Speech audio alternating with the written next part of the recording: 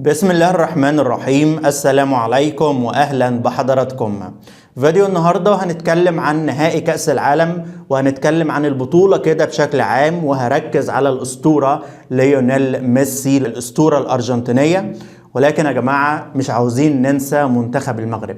يعني منتخب المغرب العربي شرفنا، منتخب المغرب قدم بطولة روعة بكل المقاييس، لعيبة رجالة، مدرب عبقري. فالمغرب هو رابع كأس العالم، يعني في المركز الأول الأرجنتين، المركز الثاني فرنسا، المركز الثالث كرواتيا، والمركز الرابع المغرب العربي. في وسط الاحتفالات بميسي لازم نقدر المنتخب المغربي، نديله حقه. لعيبه رجاله، يعني شفنا سكواد قوي جدا من المغرب، بدايه من ياسين بونو، بدر بنون، يوسف النصيري، سفيان مرابط، سفيان بوفال، حكيم زياش، اشرف حكيمي.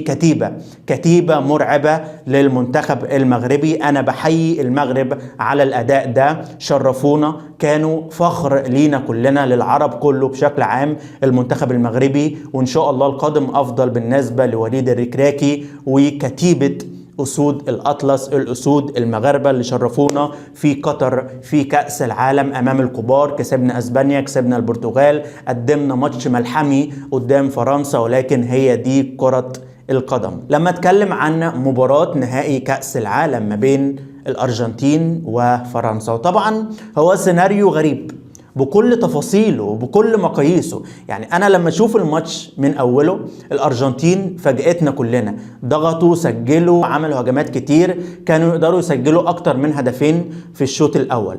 ولكن الشوط الثاني فرنسا فاقت، وبعد كده عملوا رومونتادا عظيمة وسجلوا هدفين وتعادلوا. مين كان يتوقع ان فرنسا ترجع بالمستوى ده؟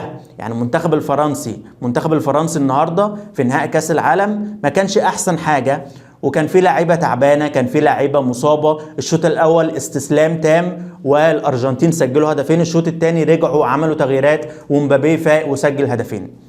الوقت بقى والمباراه امتدت للوقت الاضافي، تمام، ميسي يسجل الثالث للارجنتين، وبعد كده فرنسا ترجع. ده ايه السيناريو ده؟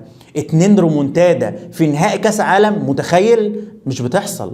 يعني الاحداث دي مش بتحصل في كل ماتشات مقفله وصعبه. المفروض ان نهائي كاس عالم نهائي مونديال، تكتيك، تقفيل مساحات، تكسير عظام، ما يكونش فيه اهداف كتير كده. ولكن انت النهارده بتشوف 6 اهداف، بتشوف هاتريك لكيليان مبابي، وبتشوف هدفين لميسي وهدف لدي ماريا ما كانش يطلع.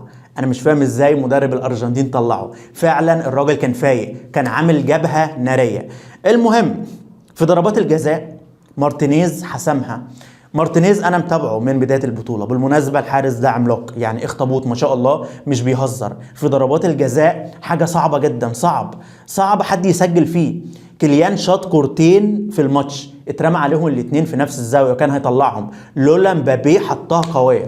فلما اتكلم عن تفاصيل الماتش والاحداث كلها، بتاكد ان الكرة بتحب ميسي ورايحه لميسي. انا بحب كريستيانو فعلا، يعني هو ده النجم بالنسبه لي، النجم العالمي كريستيانو رونالدو حاجه كبيره جدا بالنسبه لي. ولكن ميسي ما ينفعش اكرهه. الناس اللي بتكره ميسي، انت ازاي بتكرهه؟ معرفش. يعني انا حاولت اكرهه معرفتش.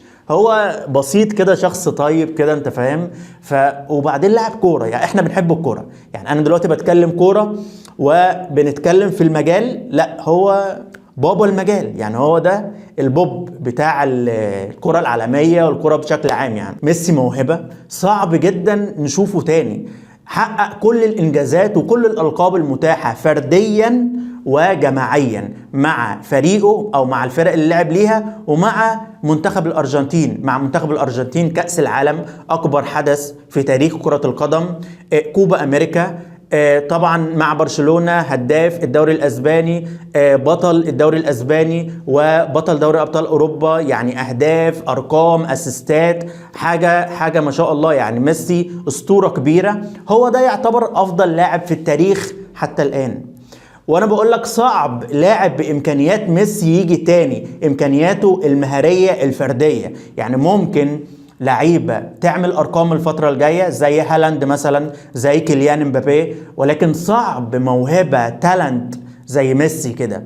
صعب، راجل قاري الملعب، صعب مهارات، بيعدي بيراوغ بيتمشى في الملعب. يعني ميسي مش بيجري كتير، مش بيدافع كتير، ولكن هو بيقرا الجيم، هو بيفضي نفسه، هو بيدرس الخصم، بيتمشى بيدرس الخصم. يعني هو مش بيتمشى على الفاضي كده. طبعا لما نتكلم عن الالقاب الفرديه بالنسبه للبطوله، افضل حارس اكيد مارتينيز، افضل لاعب اكيد ليونيل ميسي مسجل 7 اهداف، وهداف كأس العالم هو كيليان مبابي 8 أهداف. فعلا أنا زعلت على مبابي، لأن مبابي نجم كبير ولاعب مستقبل ولاعب عنده طموحات ومش بيزهق مش بيمل. يعني في لاعيبه بتيأس، لا هو ما عندوش يأس، هو جريء، هو قلبه جامد شجاع. يعني دخل شاط ضربة الجزاء الأولى، ده شاط ضربتين جزاء، سجل هدف خرافي لفرنسا، الهدف الثاني بعد الهدف الأول على طول على الطاير، حطها في زاوية بقوة بدقة. كيليان أنا بحبه، كيليان جزائري كاميروني فرنسي. المهم كاس العالم ده كبير جدا ويعتبر افضل كاس عالم في التاريخ في دولة عربية زي قطر، شرف لينا كلنا. فعلا قطر شرفتنا في التنظيم، في التقديم، في كل حاجة. اتمنى التوفيق الفترة الجاية لكل بلادنا العربية، اتمنى التوفيق لقطر تنظم بطولات بقى، يعني كاس عرب، بطولات تانية. اتمنى منتخباتنا العربية يظهروا بشكل افضل من كده. يعني عندنا المغرب، تونس، الجزائر، السعودية، منتخب المصري طبعا، الفراعنة اهم حاجة، انا راجل مصري. ولما اتكلم عن منتخب السعودية كسبوا بطل كأس العالم 2-1. دي من الحاجات الغريبة خلي بالك اللي بنشوفها برضه. منتخب السعودي منتخب كبير على راسي يعني، ولكن منتخب السعودي ما عندوش ولا لاعب خارج السعودية، ولا لاعب محترف أوروبي في أوروبا، ولا لاعب محترف في أي دوري من الدوريات الأوروبية الصغيرة أو الكبيرة. وبيكسب الأرجنتين بوجود ميسي، بوجود دي ماريا 2-1. سالم الدوسري ساعتها قال لك وينه ميسي، وينه؟ تمام، كسرنا عينه. يعني هم قالوا وينه ميسي، كسرنا عينه. كان في لاعب اللي هو تقريبا البليهي، اللي هو لاعب السعوديه، كان رايح كده يزعق في ميسي. المهم البطوله خلصت خلاص كده. يعني الاول الارجنتين، الثاني فرنسا، الثالث كرواتيا، والرابع فخر العرب منتخب المغرب، اسود الاطلس طبعا. وبس يا شباب، يعني هنتابع بقى الفترة الجاية ان شاء الله الاحداث الكروية المحلية والافريقية والعالمية الفترة الجاية ان شاء الله. وهكرر تاني، اتمنى التوفيق لكل المنتخبات العربية، ومبروك لقطر طبعا التنظيم الخرافي. افضل كاس عالم في التاريخ، افضل نهائي كاس عالم في التاريخ، افضل لاعب في التاريخ ميسي يفوز بكاس العالم في قطر. دي حاجة كبيرة طبعا، يعني ميسي بيفرح وابو تريكة بيفرح. ابو تريكة طبعا حاجة كبيرة جدا بالنسبة لي. يعني ابو تريكة فرح عشان ميسي كسب كاس العالم، وناس كتير قوي بيحبوا ميسي، وناس كتير بيحبوا ميسي وكريستيانو. يعني انا بحب الكوره بتساوي ميسي، مفيش لاعب زيه، مفيش. يعني انا حاولت اشوف لعيبه في العالم كله، مفيش. لما اتكلم عن اساطير كره القدم، مارادونا، بيليه، لما اتكلم عن كريستيانو، ميسي، مبابي، لما اتكلم عن هالاند طبعا، محمد صلاح طبعا، لعيبه من اللعيبه الكبار. نيمار لاعب كبير، ولكن ميسي واحد مش بيتكرر. وميسي عمل كل حاجة وقفل اللعبة على خير، وقفل اللعبة بفرحة كبيرة. طبعا حدث تاريخي. بس يا شباب، وإن شاء الله أشوفكم في فيديوهات جديدة. شكرا لكم، سلام عليكم.